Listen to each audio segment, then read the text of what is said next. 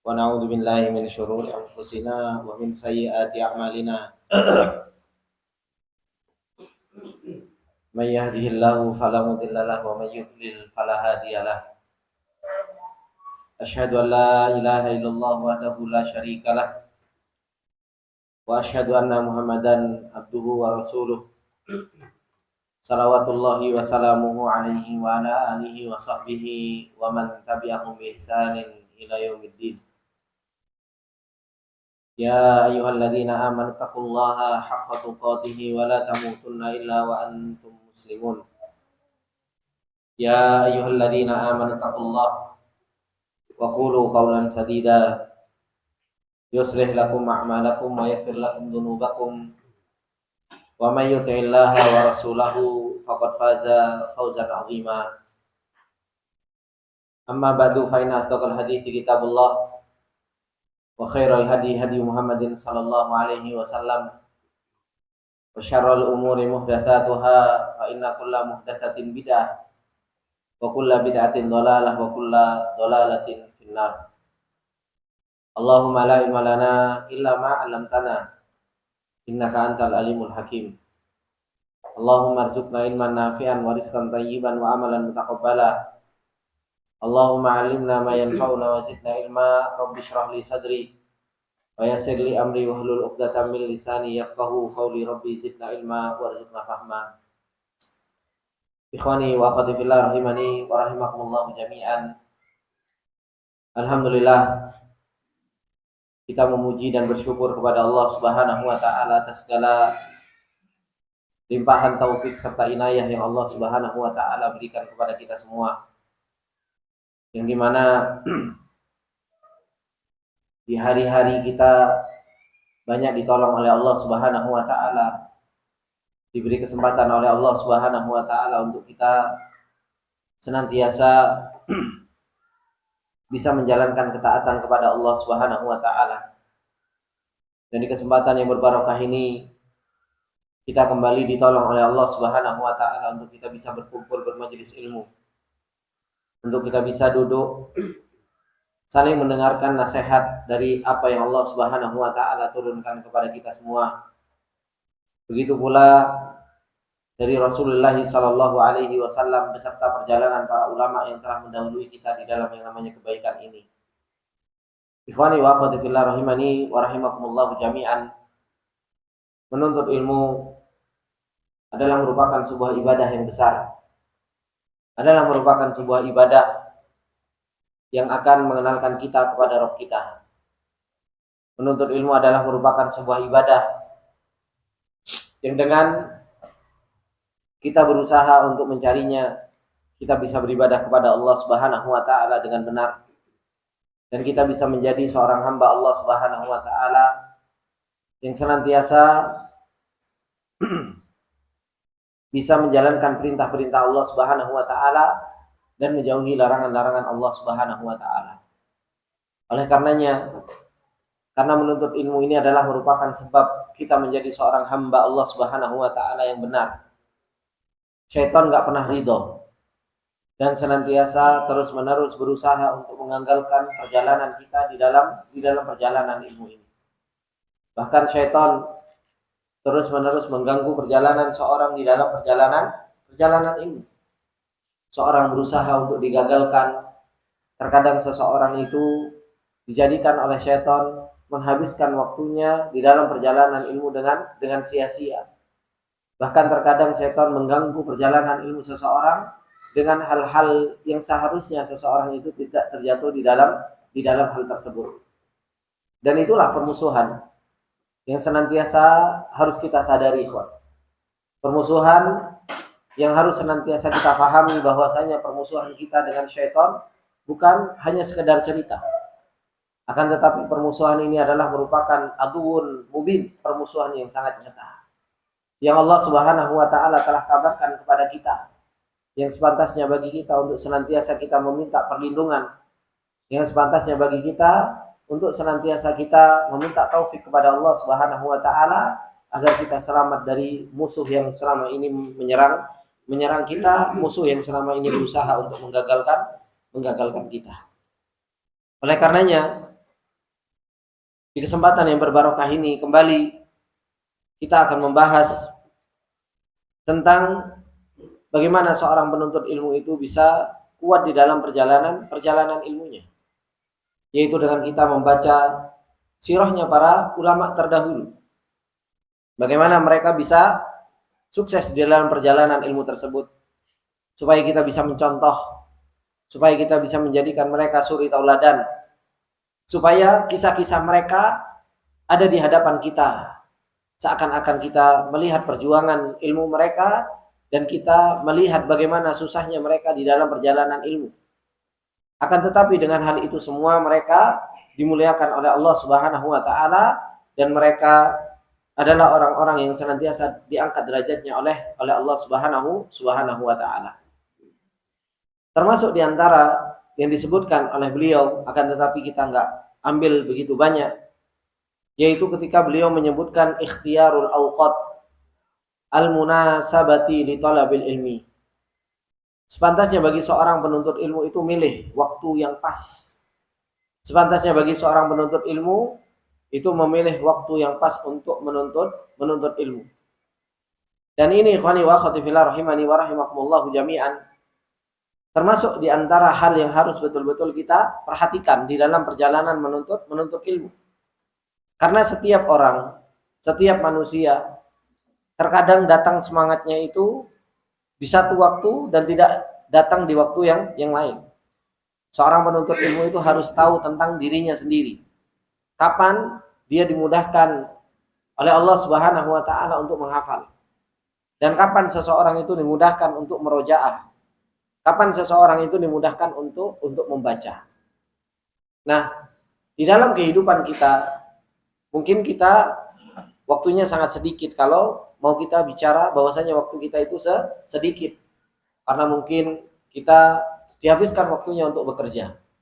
Mungkin kita dihabiskan waktu kita untuk hal-hal yang itu sebagai tanggung jawab kita sebagai kepala keluarga atau sebagai seorang ibu rumah tangga.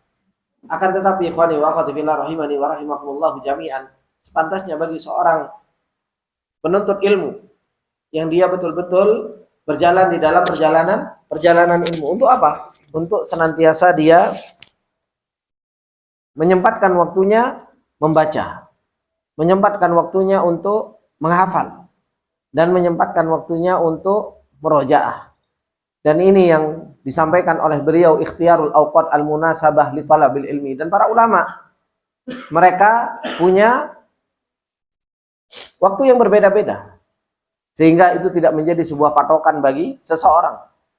Karena setiap orang itu punya kemampuan masing-masing dan punya waktu masing-masing. Akan tetapi dari apa yang disebutkan oleh para ulama, secara umum mereka waktunya untuk menghafal, mereka lebih condong terhadap waktu sahur. Dan itu adalah merupakan waktu yang pas untuk seseorang apa? Untuk seseorang menghafal. Waktu di mana seseorang itu adalah merupakan waktu yang belum ada beban di pikirannya. Waktu yang masih kosong-kosongnya, pikirannya baru bangun, tidur. Untuk seseorang itu menghafal. Berbeda dengan orang yang masuk malam. Mungkin waktu sahur itu apa? Sudah sulit untuk waktunya ngapal. Kenapa? Udah ngantuk. Gitu kan? Ya kan? Ya enggak Mas Mari? Ya Mas? Nah, maka berbeda-beda. Gitu. Berbeda-beda setiap orang. Ada orang yang tidurnya dia habis sholat isya langsung tidur. Maka jam 3, jam setengah 4 itu adalah merupakan waktu yang pas untuk apa? Untuk menghafal. Waktu yang pas untuk seseorang itu menambah hafalannya, baik dari Al-Quran, baik dari ilmu, baik dari matan atau hadis-hadis Rasulullah Sallallahu Alaihi Wasallam. Dan kapan waktu untuk merojaah? Setiap orang punya waktu yang berbeda-beda. Kalau para ulama sebagian mereka mengatakan itu adalah fi wasatin nahar, yaitu di siang hari. Dan itu dulu yang saya pernah jalankan. Jadi setiap habis duhur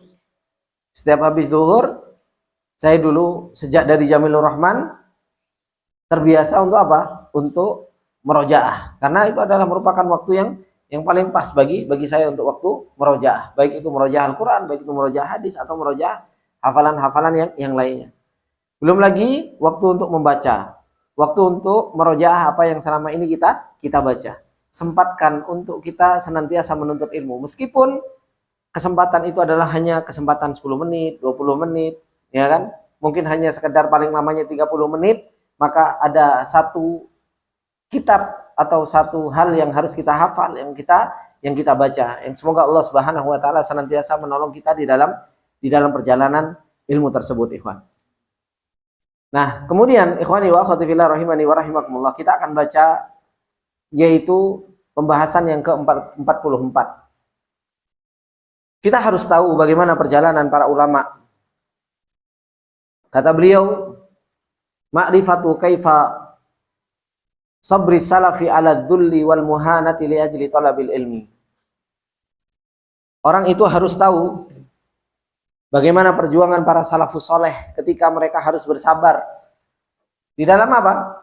Di dalam mereka harus tunduk dan harus mau dihinakan untuk tujuan ilmu. Untuk tujuan ilmu. Inilah yang harus betul-betul kita pahami, bahwasanya perjalanan ilmu itu nggak bisa seorang yang menuntut ilmu itu dia hidupnya mewah atau hidupnya enak, hidupnya seperti raja. Akan tetapi seseorang itu harus betul-betul paham bahwasanya ilmu ini akan didapatkan oleh seseorang yang seorang tersebut mau menghinakan dirinya. Kalau seseorang tersebut itu mau merendahkan dirinya di depan ilmu, mau dibuat capek oleh ilmu, baru apa? Baru seseorang itu akan mendapatkan yang namanya ilmu tersebut. Kalau seseorang dia nggak mau dibuat capek, nggak mau direndahkan oleh ilmu, nggak mau dia disepelekan karena ilmu tersebut, ya bagaimana seseorang itu akan mendapatkan yang namanya ilmunya Allah Subhanahu wa taala. Kata beliau, akhil habib wa ukhtil aliyah, wahai saudaraku yang saya cintai dan saudariku yang begitu mahal, yang begitu tinggi, inna ahlad dunya wa arbabasy syahawat yasbiru alwahidu minhum li ajli tahsili syahwatihi au irda'i ma'syuqihi wa mahbubihi. Sesungguhnya orang-orang yang mereka ahlud dunia, orang-orang yang mereka pecinta dunia, dan orang-orang yang mereka menjadikan syahwat mereka itu sebagai rob mereka, selalu diikuti. Mereka adalah orang-orang yang senantiasa sabar. Salah seorang di antara mereka begitu sabarnya untuk mendapatkan syahwatnya. Mereka sabar untuk agar orang yang dicintainya itu senantiasa ridho. Dan inilah yang dilakukan oleh ahlu dunia. Bagaimana ahlu dunia?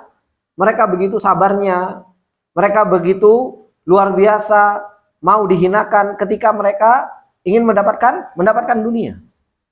Buktinya nggak usah jauh-jauh, ya kita ini. Nggak usah kita melihat orang lain. Bagaimana kita begitu sabarnya berangkat subuh pulang malam. Bagaimana kita begitu sabarnya malam nggak tidur karena lembur. Bagaimana kita begitu sabarnya mata kita berusaha untuk melekkan karena apa? Karena dapat shift malam. Ya kan? Belum lagi teman-teman yang mereka Gojek atau nge-Grab, ya kan? Mereka harus mau disuruh-suruh dan lain sebagainya. Untuk apa? Untuk membawa penumpang ke sana, ke sini dan lain sebagainya. Tujuannya untuk apa? Tujuannya untuk mendapatkan apa? Mendapatkan dunia. Mereka tidak pernah ngeluh. Mereka sabar-sabarkan dirinya. Kalau seandainya pun ngeluh, bahasa mereka, yo piye maneh Mas, wong butuh. Nah, bahasa mereka ya seperti itu. Orang butuh, menunjukkan bahwasanya mereka butuh terhadap yang namanya dunia. Makanya apa? Makanya mereka mau dihinakan. Makanya mereka mau apa? Capek. Makanya mereka mau direndahkan. Karena apa? Ya karena mereka butuh terhadap yang namanya dunia tersebut. Tapi betapa banyak di antara kita yang kita bisa mengatakan, yo piye Mas, wong butuh. Tapi apa? Terhadap yang namanya ilmu. Sehingga kita mau ngafal, mau capek, mau dihinakan. Ya kan? Mau dibuat istilahnya kita disuruh-suruh sama ilmu. Ayo sekarang waktunya ngapal. Nah, ngapal. Sekarang waktunya baca. Sekarang waktunya merojah. Dan itu kadang kita itu subhanallah ikhwan. Kalau kita mau jujur terhadap diri kita, begitu jauhnya kita mau direndahkan dan mau dicapaikan dari yang namanya ilmu tersebut. Kadang subhanallah, Mukhtasar, ya kan? Kita baru buka kapan? Kalau mau setoran. Ustadz libur, alhamdulillah ya Allah, bisa-bisa jalan-jalan. Kan seperti itu. Ya. Disuruh untuk buka setiap hari dari awal, merojaah dan lain sebagainya. Nantilah ngenteni Ustadz buka jadwal merojaah. Baru apa? Wih, jadwal merojaah. Ayo kita merojaah bareng-bareng. Baru apa? Baru kita mau buka buku dari awal. Kita nggak mau dibuat capek oleh yang namanya ilmu. Kita semaunya kita untuk urusan ilmu ini. Tapi untuk urusan dunia, nggak popo, aku capek. Kenapa? Aku butuh. Nggak apa-apa, aku harus ngelembur. Kenapa? Butuh vitamin C. Ya kan? Hah? Cuan, iya betul. Pinter beliau. Maka ini yang beliau katakan. Kata beliau, bagaimana ahlud dunia dan orang-orang yang mengikuti syahwat mereka. Yasbirul wahidu minhum. Salah seorang di antara mereka sabar untuk mereka mendapatkan syahwat mereka, agar orang yang dicintai ridho dengan mereka. Yasbiru ala kulli laumin wa atabin yuwajjihu ilaih. Sabar terhadap setiap celaan. Sabar setiap apa? Atap, yaitu apa? Marahnya orang yang apa? Yang diberikan kepada orang tersebut. Coba kita kerja salah dimarahin sama atasan. Gimana kita? Teriak-teriak, sabar. Kita sabar. Nggak apa-apa lah dimarahin, gitu kan? Kita kadang disepelekan sama atasan, kadang kita dimarahin, kadang kita subhanallah. Banyak hal yang apa? Yang akan didapatkan oleh orang-orang yang mereka mencari yang namanya dunia dan mereka sabar terhadap yang namanya laum wa atap itu. Mereka sabar terhadap namanya celaan dan sabar dari apa? Dimarahi, gitu kan? Kadang jadi tukang, ya kan? Salah dikit dimarahin. Oh, iki enggak betul ini gini. Apa? Ya sudahlah, sabar aja. Jenenge digegeri, namanya dimarahin, ya sabar. Tapi subhanallah, ketika dimarahin dalam urusan ilmu sedikit, baper. Ya kan? Ketika dimarahin dalam urusan ilmu, makanya besok apa? Besok izin, nggak hadir lagi. Ketika dimarahin dalam urusan ilmu, langsung mengundurkan diri. Yang dicet Juna, bukan Nana. Lah ini piye, gitu kan? Nggak sabar terhadap yang namanya ilmu. Sabar dimarahin dalam urusan dunia, tapi nggak sabar dimarahin dalam urusan apa? Dalam urusan ilmu. Maka wa yatahammalu aksa kalimatis sikhriyah wal istihza. Orang-orang yang mencari dunia itu mampu untuk membawa atau mendapatkan kalimat-kalimat yang mengejek, kalimat-kalimat yang merendahkan, yang paling keras, aksa. Tapi apa? Gak mampu untuk membawa kalimat teguran dari seorang guru yang mau mengajarkan tentang ilmu. Maka bagaimana kita mau mendapatkan ilmu? Bagaimana kita mau mendapatkan hidayah? Bagaimana kita mau mendapatkan apa yang senantiasa kita cari dari penjelasan-penjelasan kalau kita dadanya begitu sempit dalam urusan ilmu ini. Tapi dalam urusan dunia dimarahin. Dalam urusan dunia ditegur, dalam urusan dunia kita disepelekan, itu pun kita, ya sudah, nggak apa-apa. Tom'an fil wusuli ila ma'syuqihi. Yang tujuannya semuanya kesabaran tersebut untuk apa? Dalam keadaan tomak, dalam keadaan tamak, di dalam mendapatkan apa yang dia inginkan. Wa yardha bi an yakuna abdan dzalilan muhinan yusarrifuhu ma'syuquhu kaifa syaa. Dia ridho untuk menjadi seorang hamba yang rendah, ya kan? Yang dia disepelekan juga nggak apa-apa. Diatur sama dunia tersebut semau dia, ya kan? Betapa banyak kita diatur sama bos itu semau dia. Oh, kamu situ, gitu. Kamu sekarang pergi ke sana, kamu pergi sini, begitu. Siap komandan, kan terus seperti itu.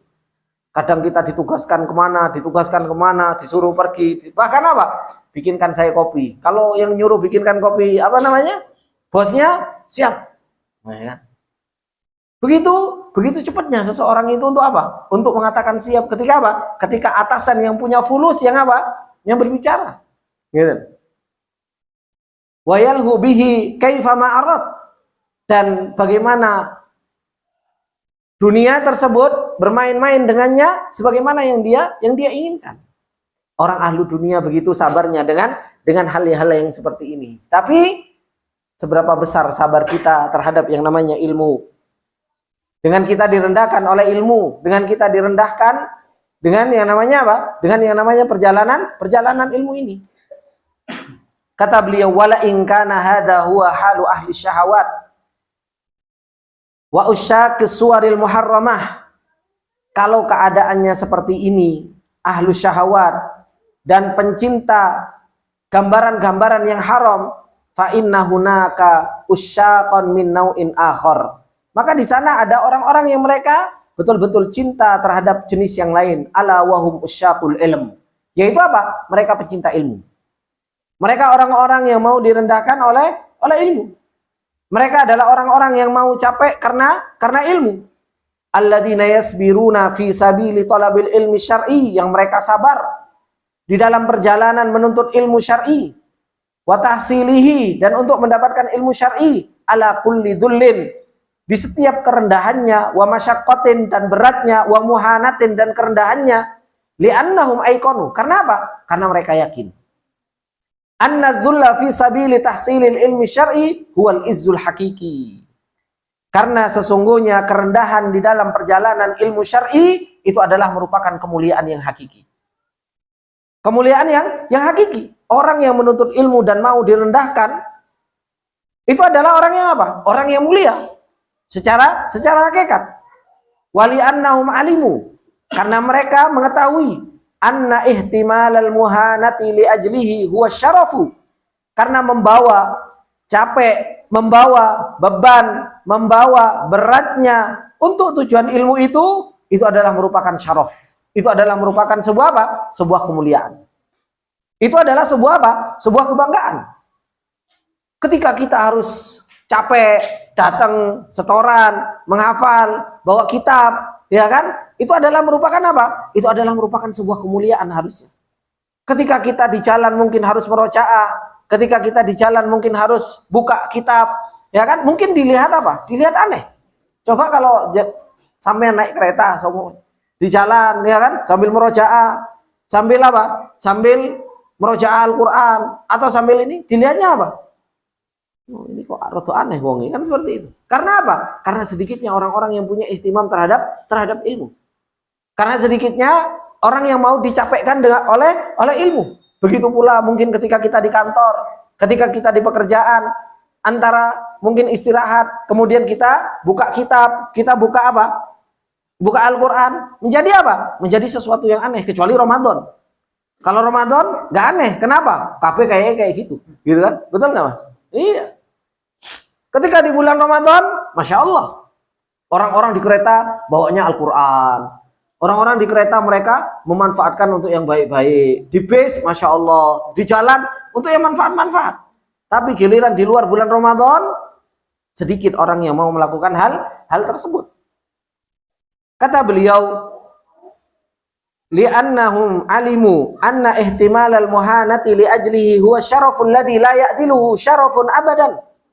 Yang kemuliaan itu tidak bisa dibandingkan dengan kemuliaan-kemuliaan yang lain selama-lamanya. Wa kadza kana salafunal kiramu yafhamunal umura, dan para salaf betul-betul memahami perkara-perkara ini. Wa bihadzal mizani kanu yazinunaha, dan dengan timbangan ini mereka senantiasa menimbang. Fa ilaika syai'an min akhbarihim, maka kepada kalian sedikit kabar-kabar tentang mereka, bagaimana mereka mau capek, bagaimana mereka mau berletih-letih untuk perjalanan ilmu.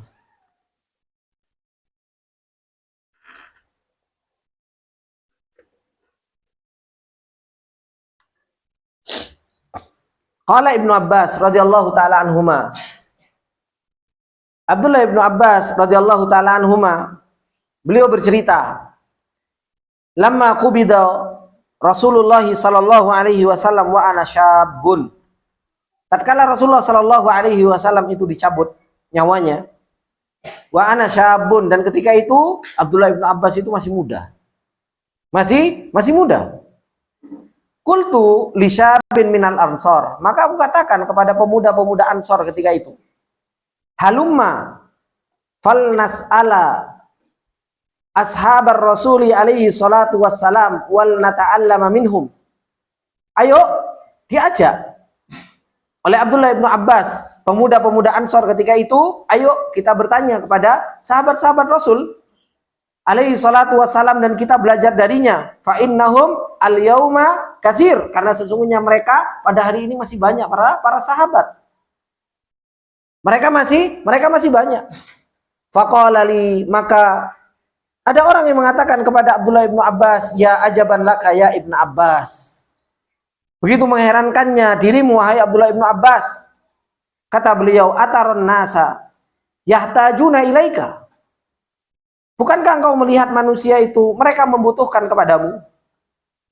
Wa fin nasi min ashabir rasuli man fihim, dan ada pada manusia dari kalangan para sahabat yang ada pada mereka. Ai anna sahabata katsiruna mutawafirun fala hajata li su'alika anil ilmi ma wujudihim.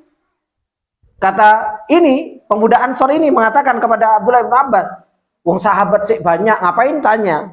Gitu. Selama masih ada ya nggak perlu tanya. Wong ada mereka yang mau menyelesaikan permasalahan. Gitu. Ada mereka, karena apa? Mereka itu masih ada, biarkan mereka yang menyelesaikan permasalahan. Ya kan? Kita nggak perlu tanya-tanya. Nggak perlu tanya-tanya. Kan seperti itu ya, Pak. Biasanya kita kalau ada orang ahlinya, kita malas kan tanya-tanya. Ada permasalahan, ngonok mereka, biarkan aja mereka yang menyelesaikan permasalahan tersebut. Nah ini secara logika, apa yang dikatakan oleh sahabat Ansor, ya benar juga. Ada mereka para sahabat, ada fitnah, masih ada Abu Bakar. Ada fitnah, masih ada Umar. Ada fitnah, masih ada Ali. Masih ada Utsman. Masih ada para sahabat kibar. Maka Abdullah ibn Abbas mengatakan, qala Ibnu Abbas fataraka dzalika a'radu an talabil ilmi. Akhirnya mereka apa? Meninggalkan talabul ilmi ini. Syab Ansorin. Pemuda-pemuda Ansor, mereka apa? Malas bertanya kepada para sahabat. Wa aqbaltu ana alal mas'alah. Sedangkan aku bertanya tentang masalah kepada su'alu ahlil ilmi. Wa tatabba'a ashabur rasul. Dan aku mengikuti sahabat-sahabat Rasul. Ditanya oleh sahabat Ibnu Abbas, kalau permasalahan seperti ini gimana? Kalau permasalahan seperti ini gimana? Hadisnya dari Rasul seperti apa? Itu Abdullah bin Abbas selalu mengikuti para sahabat tersebut. Fa in kuntu la'atir rajul fil hadis yuballighuni annahu sami'ahu minar rasul fa ajidhu qailan. Kalau aku mendapati seorang laki-laki di dalam hadis dan dia menyampaikan kepadaku bahwasanya dia mendengar dari Rasulullah sallallahu alaihi wasallam, dan aku dapati dia mengatakan naiman naumatal qailulah fin nisfin nahar. Kata beliau, yuballighuni annahu sami'ahu minar rasul fa ajidhu qailan. Maka aku dapati dia apa? Dapati dia tentang masih qailulah. Gitu. Dapati dalam keadaan apa? Dalam keadaan qailulah. Apa qailulah? Tidur siang. Gitu loh. Dikejar sama Abdullah ibnu Abbas. Gitu loh. Akhirnya apa? Oh, ini ketuk-ketuk Assalamualaikum juga dia masih tidur gitu. Apa yang dilakukan oleh beliau? Fa'atawassadu ridai ala babihi. Maka aku apa? Aku jadikan bantal ridaknya itu, selendangnya itu dijadikan bantal oleh Abdullah ibn Abbas. Ya kan? Di depan pintunya tiduran. Ai anamu ala babihi wa aj'alu imamati wisadatan. Aku tidur di depan pintunya dan aku jadikan imamahku itu sebagai apa? Sebagai bantal. Coba.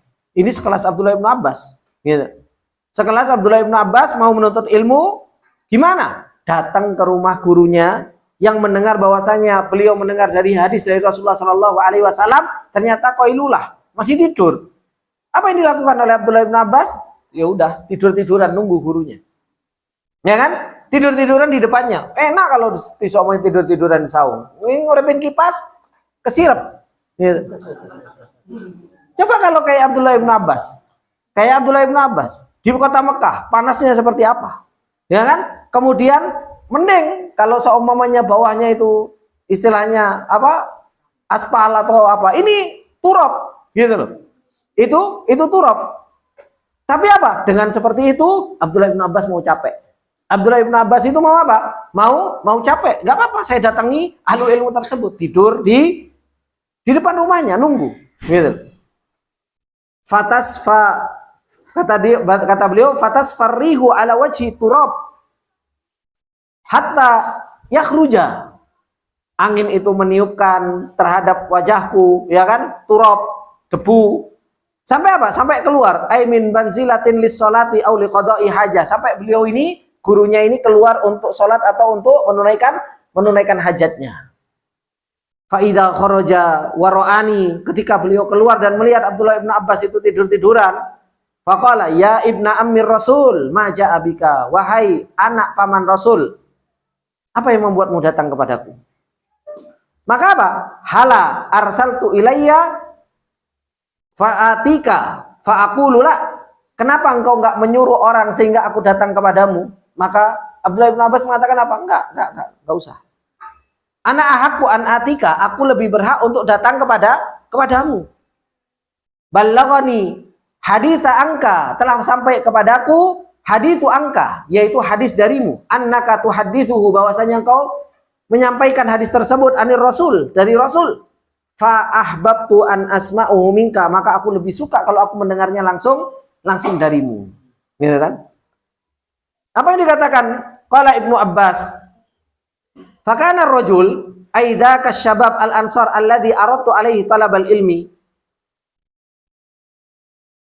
Laki-laki yang diajak sama Abdullah ibn Abbas tadi untuk menuntut ilmu itu, pemuda Ansar tadi. Ba'da dzalika yaroni, setelah itu melihat apa? Melihat Abdullah ibn Abbas. Wa qad dhahaba ashabu Rasulillahi alaihi salatu wassalam wastama'a haulin nas. Berkumpul di sekelilingku itu manusia. Ya kan? Kenapa? Karena Abdullah ibn Abbas ketika sahabat-sahabat kibar itu sudah banyak yang wafat, yang dijadikan marja untuk ilmu siapa? Salah satunya Abdullah ibn Abbas. Kumpul di tengah-tengah Abdullah ibn Abbas itu manusia untuk bertanya tentang agama mereka. Yas'alunani, pemuda tersebut mereka bertanya, fayaqulu hadal fata ay ibn Abbas kana aqala minni. Akhirnya dia ngomong apa? Ini dulu, ya kan? Temanku, sebenarnya teman bermain, cuma apa? Oh, dia lebih pintar. Dia lebih apa? Lebih berakal dariku. Ya. Makanya percuma, ikhwan. Kalau kita seumpamanya saya kenal sama Ustadz, oh dulu teman anak main. Ya kan? Dulu Ustadz ini, wah saya kenal sejak mudanya saya kenal. Percuma mau kenal, atau mau kenal atau gak kenal itu bukan urusan, santai saja. Gitu loh. Tapi apa? Ketika engkau mengatakan bahwasanya, oh Ustadz ini anak kenal dulu bareng sama anak, tidurnya bareng sama anak, itu menunjukkan kebodohan antum. Kenapa? Ustadznya belajar, antum nggak belajar, makanya antum nggak jadi ustadz. Kan gitu. Makanya nggak usah bangga ketika semuanya, oh ustadz itu, oh dulu friend sama anak, gitu kan?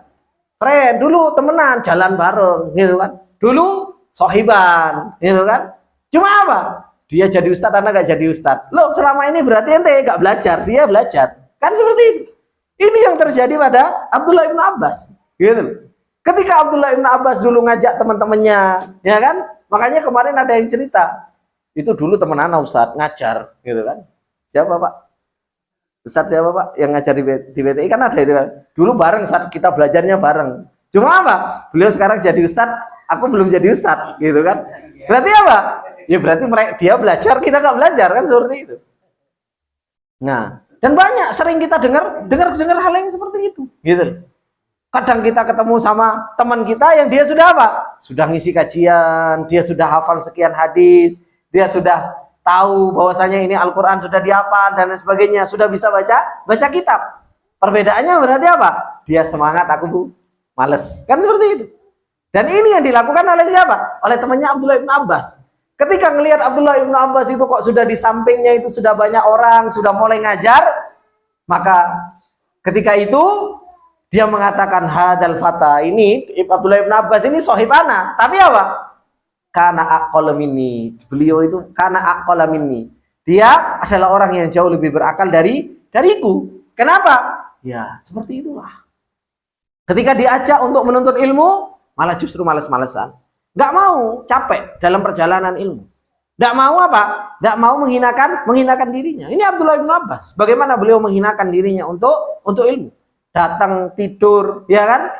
datang tidur di depan rumahnya dan lain sebagainya, itu subhanallah, begitu luar biasa perjuangan. Kita alhamdulillah dimudahkan sama Allah Subhanahu wa taala. Datang tidur juga tapi di majelis. Ya. Kalau Abdullah bin Abbas, beliau tidur nunggu. Ini apa? Ini tidur sambil dengerin kajian gitu. Sama-sama nunggu selesai. Gitu kan. Allah musta'an. Maka ini ikhwan, apa yang disampaikan oleh Abdullah bin Abbas sebagai apa? Sebagai cambukan buat kita.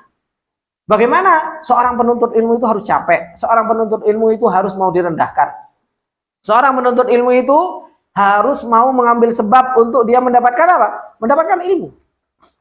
Kemudian qala Urwah ibni Zubair, dikatakan oleh Urwah ibni Zubair rahimahullah taala, kana yuballighuni anir rajuli minal muhajirina al haditha, telah menyampaikan kepadaku dari seorang laki-laki dari muhajirin pada sebuah hadis.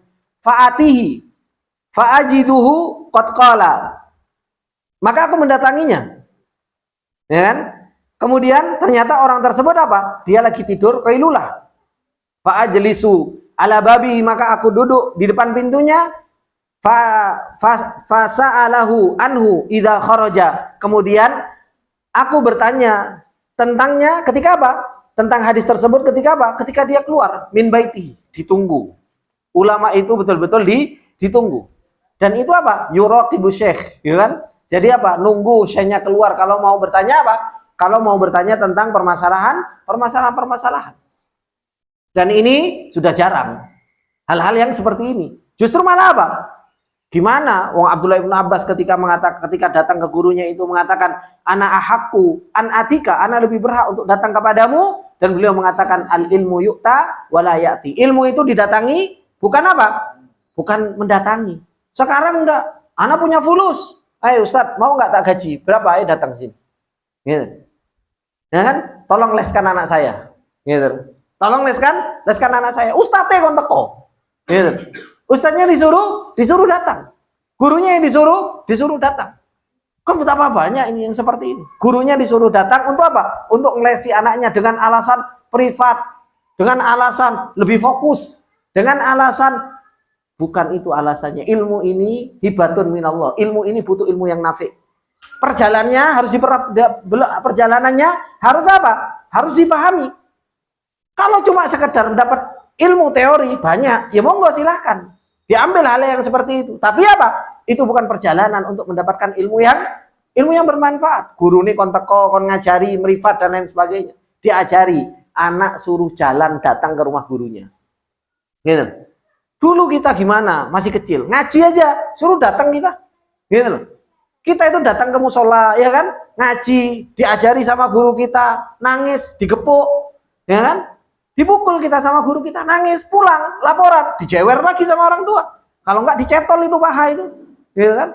Berarti apa? Ya kamu salah. Karena apa? Seorang guru itu enggak ada salahnya. Bahasanya orang tua kan seperti itu. Karena ini pengajaran yang begitu luar biasa. Untuk apa? Untuk seorang penuntut ilmu itu mau direndahkan. Sekarang subhanallah, mau direndahkan sama ilmu, oh bapaknya mencolot, gitu loh. Anaknya mau direndahkan sama ilmu, emaknya mencolot, gitu loh. Loncat langsung, woi. Kamu langsung marah-marah sama gurunya. Baru mau ditakdib, baru mau diajarkan akhlak anaknya. Ini loh, kayak gini cara menuntut ilmu. Kitanya sendiri orang tuanya malah justru yang malah mengajarkan kepada anak kita tentang apa?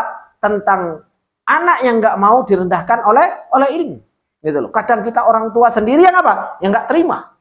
Kemudian apa? Diviralkan, kemudian jadi rame, kemudian wah nggak karu-karuan. Makanya nggak heran ikhwani wa akhwati fillah, kenapa kok ilmu bermanfaat di zaman sekarang itu begitu sulitnya dicari tadi, karena perjalanan ilmunya itu nggak pernah dijalani. Perjalanan ilmu untuk mendapatkan ilmu yang bermanfaat itu nggak pernah dijalani. Oleh karenanya apa? Ketika kita pengen anak kita itu menjadi anak yang benar, wong tua kudu belajar. Orang tuanya juga harus belajar. Kenapa? Karena terkadang anaknya sudah diajarkan dengan benar di sekolah, di pendidikannya, sudah diajarkan dengan benar, mau mulai direndahkan untuk ilmu dan lain sebagainya, justru malah terkadang orang tuanya yang nggak mau apa? Yang nggak mau. Terkadang orang tuanya yang banyak protes, ya kan? Apalagi dengan sekarang adanya apa? Komite dan komita, gitu kan? wes ruwet gitu. Sudah apa? Sudah semakin ruwet. Dan yang megang komite apa? Emak-emak rata-rata. Tambah ruwet. Gitu. Tambah ruwet lagi. Gitu. Kenapa? Karena terlalu banyak perintilan. Gitu. Terlalu banyak perintilan. Belum lagi ya kalau mamanya belajar, gitu. Mamanya juga nggak pernah belajar, yang dipikir cuma perasaan, tapi nggak pernah belajar ilmu syar'i dan lain sebagainya. Ya sudah. Tambah ada karu-karuan pendidikan yang ada untuk mendapatkan ilmu yang nafi.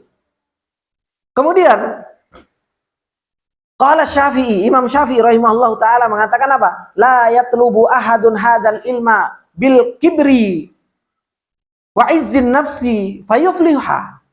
Gak akan pernah seorang itu menuntut ilmu ini dengan apa? Dengan kesombongan dan izin nafs, gitu loh. Apa? Membesarkan dirinya. Kemudian dia akan menjadi orang beruntung. Mustahil. Kata Imam Syafi'i, mustahil orang itu berhasil di dalam menuntut ilmu kalau apa? Kalau jiwanya itu masih ada kesombongan. Kalau jiwanya itu nggak mau merendah. Kalau jiwanya itu nggak mau apa? Nggak mau capek. Apalagi apa? Izun nafs. Anak punya fulus. Ustadz kon teko. Berapa Ustadz? Mau gaji berapa Ustadz? Wih, mana Ustadz ini ngono-ngono. Gitu kan? Yang lebih parah lagi apa? Ustadz butuh duit. Ini yang lebih parah lagi, gitu loh. Mau saja dia dibodoh-bodohin dengan hal-hal yang seperti itu. Akhirnya apa? Ya wis lah, nggak apa-apa, 10 juta ahlan wa sahlan gitu. Wah. Dan subhanallah ikhwan, hal-hal yang seperti ini banyak di kalangan kita yang itu mengakibatkan ilmu seorang itu tidak akan pernah bermanfaat. Bagaimana mau bermanfaat? Ulama salaf dahulu telah mencontohkan kepada kita bagaimana jiwa itu harus menjadi jiwa yang rendah, menjadi jiwa yang mau direndahkan oleh ilmu. Walakin man talabahu bidzullin nafsi wa dhiqil aishi wa khidmatil ulama aflaha. Kata Imam Syafi'i, barang siapa yang menuntut ilmunya itu dengan apa? Bidzullin nafsi, dengan kerendahan. Gitu loh. Dengan kerendahan. Wa dhiqil aish, orang itu menuntut ilmunya dengan kesempitan ekonomi. Wa khidmatil ulama, orang itu menuntut ilmu itu dengan apa? Berkhidmat kepada ulama, kepada gurunya. Di situ baru seseorang itu aflaha. Makanya kalau mau belajar adab, ya maaf saya ngomong ya, kalau mau belajar adab itu sama teman-teman dari kita, saudara dari Nahdlatul Ulama. Bagaimana mereka berkhidmat kepada gurunya? Bagaimana mereka mau direndahkan? Zul, jiwanya mereka mau nurut, ini dan lain sebagainya. Itu apa? Mereka itu kalau dikasih ilmu sunnah dengan akhlak yang seperti itu, oh, jadi orang hebat. Gitu. Jadi orang hebat. Jadi orang luar biasa. Gitu loh. Makanya kadang itu orang awam itu melihat, kok mau ya dia disuruh-suruh sama gurunya dan lain sebagainya. Dulu ikhwan, saya itu masih ingat kakak saya dulu mondok. Gitu, kakak saya mondok itu di Madura. Ketika saya datang ke sana, yang nyuci pakaian gurunya, ya kan? Nyainya, itu siapa? Santri. Gitu loh. Yang nyuci kan siapa? Santri. Lek sekarang jangan mau dibodoh-bodohin seperti itu. Itu namanya perbudakan, ya kan? Tapi kalau mereka itu apa? Itu sebagai bentuk apa? Sebagai bentuk bahwasanya itu adalah khidmah terhadap yang namanya ulama, itu sebagai khidmah terhadap yang namanya ilmu. Makanya apa? Makanya seseorang ikhwani wa akhwati fillah rahimani wa rahimakumullah, adab thalabatul ilm itu harus betul diperhatikan. Dan ini yang dikatakan oleh Imam Syafi'i. Orang yang dia menuntut ilmu, mau merendahkan diri, ekonominya gak mewah-mewah banget, sekarang sekolahannya justru malah apa? Yang dikejar. Ya kan? Suruh nyuci pakaian sendiri saja. Ya Allah Ustaz. Laporan ke ibunya, "Mi, gak jadi mondok." Kenapa? Nyuci baju sendiri. Pengennya yang seperti apa? Laundry, sudah jahiz. Nasi kotaan 4 sehat 5 sempurna. Malam ono sing mijeti. Ya kan? Buku ono sing nyapno, balik ora usah mondok. Gitu. Nggak perlu mondok. Ngapain? Gitu. Orang itu mau menuntut ilmu itu harus apa? Harus siap susah. Masak dewe. Gitu loh. Dulu kita kalau sampai telat bangun masak di Jamilur Rahman itu, karena masaknya jam 2:30 itu harus bangun untuk sarapan, ya kan? Jadi piket berlima, gitu. Kalau kita sudah telat bangun itu, Allahu Akbar walillahilham, bisa diserangap sama satu pondok. Kenapa? Karena telat sarapan semua santri itu kan. Makanya kita itu 2:30 kalau sudah waktunya piket, malam itu sudah was-was itu kan. Wah, ini kalau sampai telat bangun, kita telat masaknya, oh, sak Jamilur Rahman itu, sak pondok itu bisa, Pak. Wah, bisa marah-marah. Kenapa? Kita yang masakin mereka. Gitu kan? Jadi makan pagi, masaknya jam 3. Habis itu belajar tahfidz, habis subuh kita masak lagi. Untuk apa? Untuk siang sama malam, siang sama sore. Karena makannya sore, bukan malam. Habis menjelang maghrib. Jadi masaknya dua kali. Masaknya dua kali. Wah, jadi apa? Wah, kita harus punya tanggung jawab gitu loh. Belum lagi nyuci. Gitu loh. Nyuci, subhanallah. Dulu itu kalau ember, ya kan? Karena kita itu ngerendam. Bahasanya ngekum. Ngerendam gitu, ngerendam air. Subhanallah, baru direndam. Waktunya belajar, waktunya ngafal. Lali, Pak. Kita itu nggak lupa kalau kita itu punya apa? Punya cucian. Subhanallah, ingat-ingat seminggu. Itu udah ada di mana? Sudah ada di tong sampah. Kenapa? Mambu. Dibuang sama ketua santri. Ketua santri kalau sudah ngelihat, ini ember dititeni, ini ember 2 hari gak dicuci, dibuang di tong sampah. Itu kita cari itu mana baju, berarti sudah di tong sampah. Sampai apa? Seminggu direndam. Ya. Itu saking apa? Ya saking kita nggak ada waktu untuk apa? Untuk nyuci. Kita itu harus ngafal, kita harus merojaah, kita itu harus setoran. Belum lagi kita nanti ditanya dan lain sebagainya. Oh, itu keseruan jadi santri yang tidak pernah didapatkan kecuali orang-orang yang menjalani perjalanan tersebut. Gitu loh. Maka apa? Pernah merasakan seperti itu. Kita subhanallah jadi seorang penuntut ilmu, maunya apa? Bajunya kelimis-kelimis. Gak gelem lek neko-neko. Ini neko-neko alhamdulillah. Dhisik kok. Cuci kering pakai apa? CKP, gitu kan? Cuci kering pakai lagi, cuci kering pakai lagi, gitu loh. Kenapa? Karena dulu di pondok nggak boleh bawa banyak baju, banyak-banyak. Akhirnya apa? Ya sudah. Cuma itu tok dua lembar baju, makanya sampai membunuh apa kapak. Maka itulah kenikmatan jadi santri yang nggak pernah didapatkan kecuali siapa? Ya mereka yang berjalan. Dan itu apa? Menjadi sebuah cerita, menjadi sebuah kenangan indah dalam perjalanan menuntut ilmu. Kalau menuntut ilmu kok enak hotel, ya kan? Tidurnya enak, gitu. Subhanallah, subuh kalau nggak dibangunin karo air, nggak bangun. Kenapa? Spring bed larang, gitu. Saya itu dulu ketika saya jadi kepala sekolah, jadi mudir, gitu kan? Itu namanya spring bed, itu mahal itu. Saya tahu kalau itu spring bed mahal. Wih, ini turunnya enak, lemari ini gede, kamar mandi ini luas, bisa karaokean di kamar mandi, gitu kan? Kamar mandi ini saking luasnya bisa kayak karaokean. Kita kamar mandi, subhanallah, lari jongkok aja sih cekelan karena saking sempitnya, gitu kan? Kan seperti itu. Belum lagi ada kita dulu subhanallah piket ya, namanya piket ya, piket kamar mandi itu. Ya Allah, kita itu kalau nggak piket ya sudah. Makanya kita itu piket itu tiap hari. Namanya piket di Jamilur Rahman itu tiap hari. Karena saya berapa? Santrinya juga nggak banyak. Santrinya pas waktu itu masih 60-an, ya kan? Akhirnya apa? Kita itu harus piket, harus bagi piket karena ada kamar mandi sini, ada kamar mandi situ, ada yang piket atas, ada yang piket bawah. Jadi hampir 2 hari sekali itu kita dapat apa? Giliran piket. Kalau nggak ngepel, yo gosrok apa namanya? Gosrok WC, ya kuning apa dan lain sebagainya. Gas sudah. Tapi apa? Itulah ya Allah, ternyata memang kita harus mau direndahkan seperti itu. Disitulah kita merasakan, oh ya Allah, ngafal jadi nikmat. Tidurnya pun betul-betul capek gitu loh. Tidur itu Al-Quran, apa itu berada di samping kita. Karena apa? Karena kelelahan menuntut ilmu. Gitu. Sekarang penuntut ilmu sekarang lelah nang di, gitu. Yang selalu yang digembor-gemborkan fasilitas, ya kan? Ada lagi sekarang metode apa? Sing bahasa Inggrisan itu Cambridge, apa? Kiprit, apa? Cambridge. Oh. Yo, model itu dan lain sebagainya. Wes aku kalau sudah ada model-model kayak gitu, anak bilang cuma senyumin aja. Ya monggo saja, silahkan sudah. Gitu. Kenapa? Itu bukan sesuatu yang para ulama dahulu mereka berjalan dalam perjalanan menuntut ilmu yang diandalkan cuma onok kolam renang, onok lapangan basket, lapangan voli, lapangan padel. Ya, kemarin baru ketemu sama pengelola sekolah, Ustadz, insya Allah kita mau bikin lapangan padel. Kayak apa, Pak? Ini Ustadz biar anak-anak itu yang anaknya orang kaya itu mau masuk sini, wes monggo silahkan, aku lagi, wes terserah. Maka ini, kawan, apa yang dikatakan oleh Imam Syafi'i rahimahullahu taala ketika beliau mengatakan apa? Man talabahu bidhillin nafsi, orang yang menuntut ilmu itu dengan kerendahan jiwa, wadhiqil aish, sulit hidupnya, wa khidmatil ulama, dan dia mau berkhidmat kepada gurunya, ulamanya, maka apa? Aflah, dia akan menjadi orang yang beruntung. Akan menjadi orang yang beruntung. Dan inilah perjalanan yang harus kita titi di dalam perjalanan ilmu. Dakkur apa? Dakkur, maaf ya ikhwan.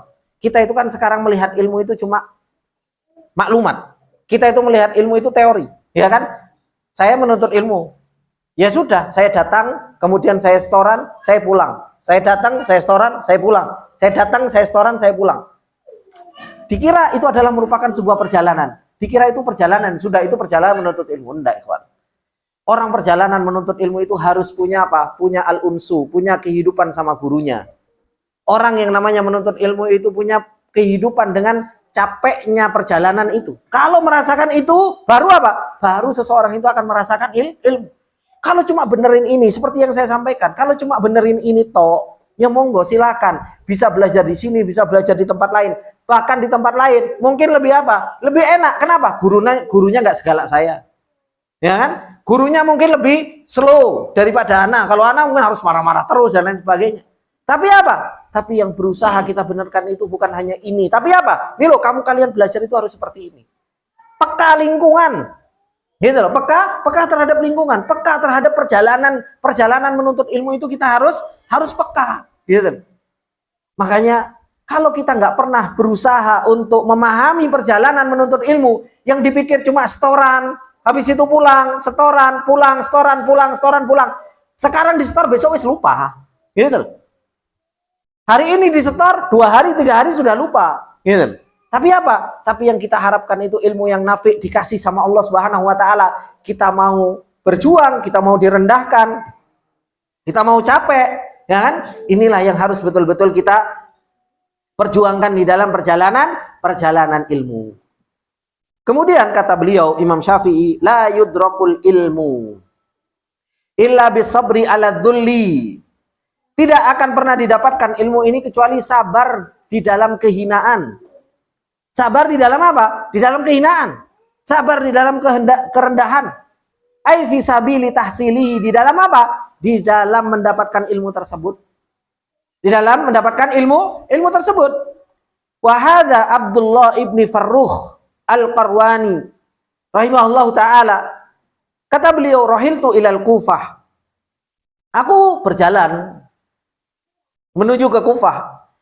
Wa aktsara amali as-sama, dan yang aku inginkan paling banyak itu apa? Aku mendengar dari siapa? Min Sulaiman ibni Mihran al-A'mash, dari A'mash, dari Imam A'mash. Kalau aku datang ke Kufah, aku mau dengar dari A'mash ini, ya kan? Aku mau mendengar hadis-hadis dari A'mash rahimahullahu taala. Fasa'altu anhu, kemudian aku tanya tentang A'mash ini. Faqilali ghadaba ala ashabil hadis, maka dikatakan kepadaku, A'mash ini lagi marah. Ghadaba ala ahli hadis. Ini lagi marah kepada ahlul hadis. Fahalafa alla yusmi'ahu muddah. Bersumpah untuk tidak memperdengarkan beberapa waktu. Coba. Ini gurunya ngambek. Gitu loh. Gurunya ngambek. Oh, sekarang gurunya ngambek, muridnya melok ngambek. Ya kan? Ya kan? Coba kalau ada gurunya ngambek, gitu loh. Wes enggak ada setoran, udah nggak ada setoran. Yang ada apa? Besok mundur satu-satu. Gitu kan? Ah, males tak golek guru lain, ngopo. Kan seperti itu. Tapi apa? Para ulama dahulu ketika fahalafa alla yusmi'ahum mudda, ai alla yuhadditsahum, enggak ditahdits selama beberapa waktu. Qala Ibnu Farrukh ini sudah datang jauh-jauh, ya kan? Maka kata beliau, fakuntu adhabu ila babi darihi, aku datang ke rumahnya, ngetok pintu. Kemudian apa? Fa ajlisu indal bab, aku duduk di depan pintu.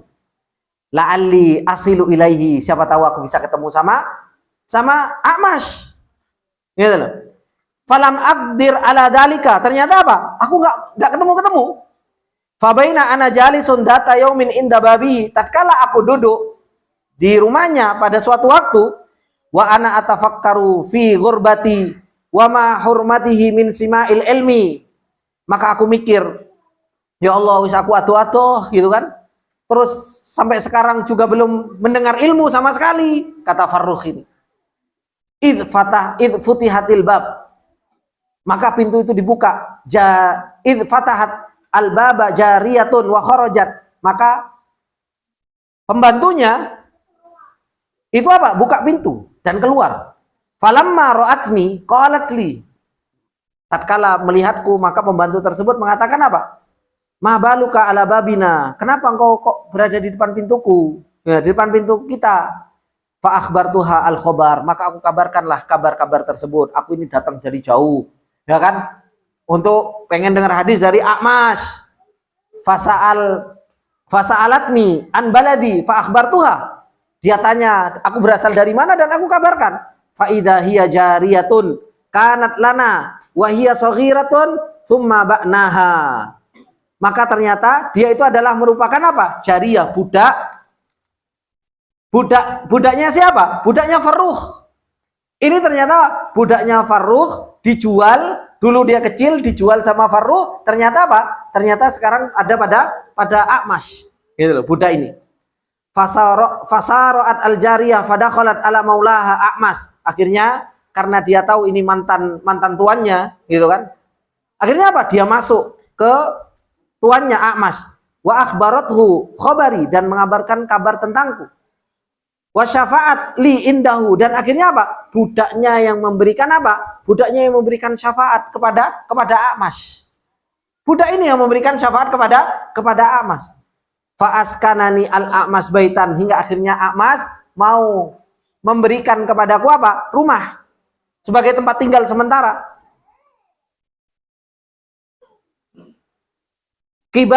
Kibalata baitihi, di depan rumahnya. Wa haddatsani bima indahu minal ahadits, dan mau menghabarkanku kepadaku di sisinya apa? Hadis-hadis. Wa qad harama sairun nasi min dzalika, di mana kebanyakan manusia itu lagi dia apa? Lagi dihajar sama A'mash. Lagi dihajar sama A'mash. Coba. Subhanallah, inilah perjalanan penuntut ilmu. Antum kira kita nggak dapatkan kayak gini, Pak? Dapat, Pak. Kayak sekarang ini, ya. Ustaz Abu Izzi itu punya halaqah namanya Tatbik Mukhtasar. Tatbik Mukhtasar. Itu beliau ngajar di Tatbik Mukhtasar itu guru-guru. Jadi guru-guru. Jadi yang hadir itu guru-guru. Dan itu sistemnya daurah. Modelnya 3 hari. Tapi 3 hari itu diajari cara ngajar. Ini loh cara ngajarnya seperti ini. Dan semua kita di murojaah, ditanya satu-satu. Kenapa kamu baca seperti ini? Oh, kayak gitu. Sambil diskusi, gitu kan. Sampai sekarang itu apa? Itu ditutup sama Ustadz. Ketika kita tanya, Ustadz, ayo mulai lagi Ustadz, Tatbik Mukhtasar. Nunggu kalian tobat dulu. nunggu kalian tobat dulu. Kita apa? Kita sama, gitu loh. Kalau kita baca perkataan ulama yang seperti ini, oh ternyata memang ada ulama yang mereka apa? Yang mereka sudah, aku nggak mau ngajar dulu sampai kalian tobat, betul-betul tobatan nasuha, baru saya ngajar lagi. Dan itu bukan sekali, istilahnya bukan sekali 2 kali. Saya pernah datang ke ibu-ibu yang di Jakarta itu kan, itu loh. Loh, nggak ada belajar, nggak ada setoran, lagi dihajar Ustadz sama Ustadz Abu Izzi. Nggak setoran berapa? 3 bulan, nggak dibikin setoran, gitu. Disuruh mereka apa? Disuruh mereka tobat, disuruh mereka merojaah, disuruh mereka memperbaiki apa yang mereka sudah dapatkan. Baru apa? Baru setelahnya dimulai lagi. Lo coba kalau jenengan 3 bulan, wis kita hajar dulu 3 bulan tidak ada setoran. Ngilang. Gitu. Alhamdulillah ya Allah. Gitu loh. Yang ada bukannya mau tobatan nasuha, yang ada apa? Kabur. Gitu kan. Yang ada kabur. Tapi inilah para ulama bagaimana perjalanan ilmu mereka. Mereka mau merendahkan diri. Farruh coba. Mau merendahkan diri. Sampai apa? Sampai ngomong mau apa? Berdiri di rumah. Di rumah apa? Di rumah A'mash. Kemudian sampai minta tolong kepada jariyahnya, kepada budak. Gitu. Untuk apa? Untuk ngomong sama maulanya. Untuk ngomong sama tuannya. A'mash tersebut. Mau merendahkan diri dan mau apa? Mau capek di dalam perjalanan ilmu. Luar biasa perjalanan para ulama. Mereka mau apa? Mau sabaro. Mereka mau sabar dalam perjalanan ilmu. Mau sabar nggak, Pak? Gitu. Apa? Iya makanya semua sekarang dimudahkan. Alhamdulillah. Itu seharusnya menjadi nikmat yang Allah Subhanahu wa taala berikan kepada kita. Kalau kita tahu bahwasanya ini adalah merupakan nikmat, maka apa? Jid wastahid ya ikhwan. Maka apa? Kita harusnya jauh lebih sungguh-sungguh. Harusnya kita mau untuk capek gitu loh. Kita mau capek. Kadang kita subhanallah, uang telat sedikit aja wis jam 8, setoran kok belum selesai. Iku wis apa? Ustaz, ya Allah, Ustaz. Cabolu Ustaz. Gitu. Ya, enggak mau kita capek itu kan. Belum lagi kalau pagi-pagi gitu kan. Ada yang ditanya, sampai saya kasihan ini mau tanya panjang-panjang, cuma kasihan takut telat gitu kan. Takut ngambil cuti dadakan. Akhirnya apa? Ya sudahlah, kita ini banyak tasamuhnya gitu loh. Akhirnya kita ini banyak memaafkan ke santri-santri gitu kan. Sudah gitu, itu kadang gampang sama Ustadz Bayi, tenang, slow gitu. Itu pilihan gitu kan. Ini memang subhanallah penuntut ilmu zaman now gitu. Maka ini ikhwani wa akhwati fillah rahimani wa rahimakumullah jami'an. Apa yang kita baca dari perjalanan para ulama tentang bagaimana mereka berjalan untuk menuntut ilmu itu bukan perjalanan yang gampang. Bukan perjalanan yang mudah, tapi perjalanan yang penuh dengan perjuangan, perjalanan yang harus kita usahakan. Perjalanan yang harus kita siap untuk berkorban. Supaya apa? Supaya kita dikasih sama Allah Subhanahu wa taala ilmu nafi. Wa illa, kalau enggak, maka sesungguhnya gimana kita mau mendapatkan ilmu nafi kalau kita tidak mau direndahkan oleh ilmu, kita tidak mau capek karena ilmu, kita tidak mau berusaha untuk ilmu. Akhirnya apa? Ya kita cuma dapat maklumat mungkin pinter. Tapi apa? Tapi kayak hati kita itu untuk khusyuk sulit, untuk muhabbah berat, untuk khauf gak bisa. Untuk roja begitu sulitnya. Untuk mendapatkan amalan-amalan qalbiyah yang menunjukkan tentang apa? Ilmu kita adalah merupakan ilmu yang nafi. Apalagi kita mau menjalankan dengan ibadah-ibadah yang zahir. Yang ilmu tersebut akhirnya menjadi cahaya. Ilmu tersebut akhirnya menjadi benteng keselamatan di dalam perjalanan kita. Ini ikhwani wa akhwati fillah rahimani wa rahimakumullah. Sedikit yang disampaikan oleh beliau berkaitan dengan kaifa sabris salaf, sabarnya para salaf di dalam perjalanan ilmu untuk mereka mau dihinakan dan mau capek dalam perjalanan tersebut. Nah, baru setelahnya beliau menjelaskan tentang ma'rifatu ma huwa ilmun nafi. Ya, coba setelahnya. Ya kan? Padahal anak tadi nggak tahu setelahnya itu apa, ikhwan. Tapi ternyata memang sambungannya ke sini, gitu. Karena apa? Perjalanan tadi itu akan mengantarkan kepada ilmu nafi. Subhanallah. Ya, semoga Allah Subhanahu wa taala berikan taufik kepada kita semua dan semoga Allah senantiasa tolong kita semua. Mungkin ini yang bisa kita ambil di kesempatan yang berbarokah ini. Apabila ada benarnya itu datangnya semata-mata dari Allah, apabila ada salahnya datangnya dari saya pribadi. Subhanakallahumma wa bihamdika asyhadu an la ilaha illa anta astaghfiruka wa atubu ilaik. Wassalamualaikum warahmatullahi wabarakatuh.